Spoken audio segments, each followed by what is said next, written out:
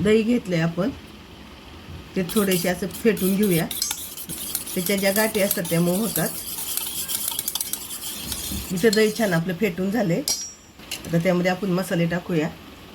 धनिया पावडर, काश्मीरी लाल मिरची पावडर, अगदी थोडीशी हळद, थोडी जिरा पावडर. इथं मी किचन किंग मसाला घेतला आहे, तुमच्याकडे नसेल तर गरम मसाला घ्या. आलं लसणाची पेस्ट, चवीनुसार मीठ. ते आपण मिक्स करून घेऊ. इथं आपण भिजत घातले होते सोयाबीन मगाशी, ते मी चांगले पिळून घेतले, पाणी नाही ठेवलं. ते आता याच्यात आपण टाकून घेऊया आणि हाताने मिक्स करूया. आता आपण हे पूर्ण सोयाबीनला सगळीकडे लावून घेऊया.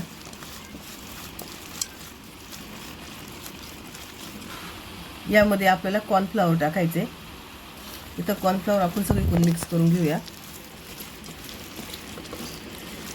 इथं आपलं अजून सोयाबीन थोडंसं ओलं आहे, त्यामध्ये आपण अजून कॉर्नफ्लॉवर टाकूया.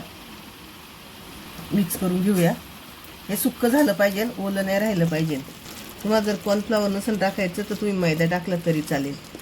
आणि काही लोकांना काहीच नाही, मैदा नाही आवडत, कॉर्नफ्लॉवर नाही आवडत, त्याने आपलं साधं बेसन पिठात केलं तरी छान होतात. इथं आपले सोयाबीन छान पिठामध्ये मिक्स झाल्यात. आता आपण तळून घेऊ. इथं आपलं तेल तापलंय, मी गॅस मिडियम केलाय. त्यामध्ये आपण सोयाबीन टाकून घेऊया.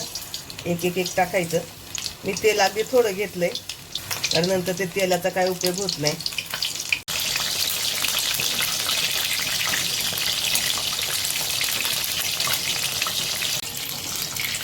आपण दोन्ही साईडनं छान लाल कलर येईपर्यंत तळून घेऊया.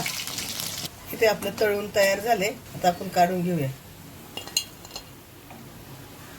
एकदम असं कुरकुरीत झाले. तर मला आवाज येत असेल